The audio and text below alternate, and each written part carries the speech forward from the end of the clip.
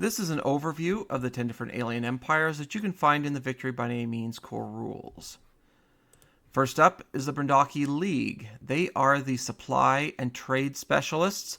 They have a penalty to diplomacy, but it's not something they'll get in the road most of the time. They are one of the great starter empires just because their traits are easy to use, and they don't have any strange situational rules that could get in the road.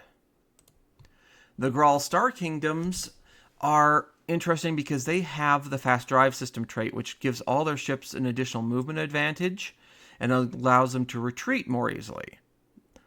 They are also expansionists, which means that they can pay less for their convoys and buy more of them. They are, however, corrupt, which gives them a malice to their construction capacity, so they can't build things as quickly, which means they have to plan out their builds a little bit more often than the other empires. The Human Union, which most people know what a human is, they are the charismatic explorers of the galaxy. They get bonuses trying to improve their relations with other powers, and they gain bonuses when trying to explore new jump lanes.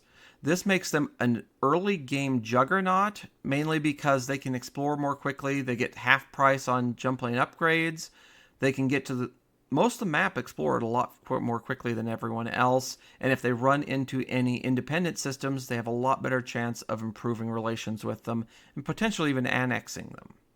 Their penalty is volunteer army, which makes it a little bit harder for them to recruit new armies, but that's not as big of a disadvantage as it could be, which is also why the humans are another one of the great starter empires. The Jane Khanate are the warlike killer tree frogs of the game. They have strong troops, which gives them a bonus to ground combat. They're aggressive, which makes it easier for them to pass hostilities checks to either break trees or declare war.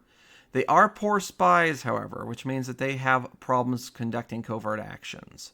They are definitely a military empire that focuses on trying to conquer quickly, which means without an economic advantage, are a little bit weaker than the other empires could be. But the advantage of being able to capture systems intact with their strong troops can make up for it. The Keeley Republics are the poor space lemmers that are afraid of everything in the galaxy and just want to be left alone. But luckily, they are brilliant, which reduces their tech advancement costs, allowing them to tech up more quickly than other empires. They're also fast breeders, which means that they get a reduction in cost when doing population increases in their systems. They are weak troops, which means they have a penalty to ground combat, so they don't want to be in ground combat. But it means that holding their systems against other empires, especially the Janes, is a little more difficult. The Loran Dominion are the space worms that don't really like anyone else. They are natural pilots, which gains them an advantage to their fighters based off of their combat mission. They're ecologists, which makes it easier for them to improve the carrying capacity of their systems and also gain advantage to increasing the raw values of their systems.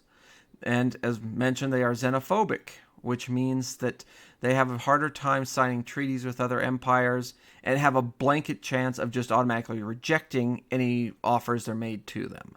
That means that they are going to have a very hard time building relations with other empires and are going to mainly stay on their own building tall rather than wide. The Ralax Intelligence are a cybernetic empire that existed out there in the galaxy before the Harbinger War, but no one knew who they were.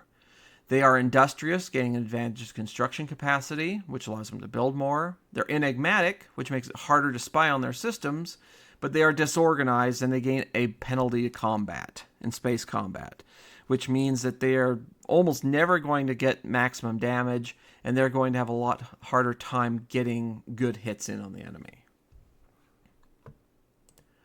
The Sonorian Federation are the big praying mantis aliens, your insects that you have to have somebody out there. They are disciplined. They get a plus one bonus to their space combat rolls. So they are definitely the best when it comes to space combat. Their cities are all subterranean, which gives them an advantage when it comes to defending against orbital bombardment. And their troops get an advantage on the defensive as well. But they are slow breeders, which means it's more expensive for them to build up their colonies, which encourages them to go wide rather than tall when they're expanding, and to really gravitate towards those systems that have a population bonus for colonization. The Terralan Synod are the crazy aardvarks of the galaxy. They favor wolf packs, with all of their smaller ships gaining a +1 bonus to their anti-ship values. They are steadfast, which gives them a bonus to morale checks and a bonus to counterinsurgency missions. And they're uncreative, which gives them a penalty to their tech advancement costs, which makes it so they're going to take longer to earn new tech advancements. Finally, we have the Yulitari Imperium. These aliens are the Spy Masters. They get bonus to all covert actions that they perform, and they also get cheaper intel increase costs. They also have the Orbital Bulwarks ability, which reduces the cost of fortification increases and gives them a combat bonus if it's fought in a system with fortifications.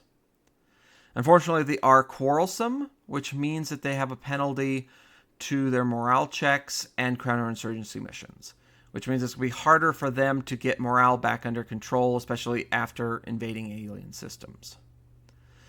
So that's an overview of all of the different alien empires in the game, just a very quick idea of what you can expect.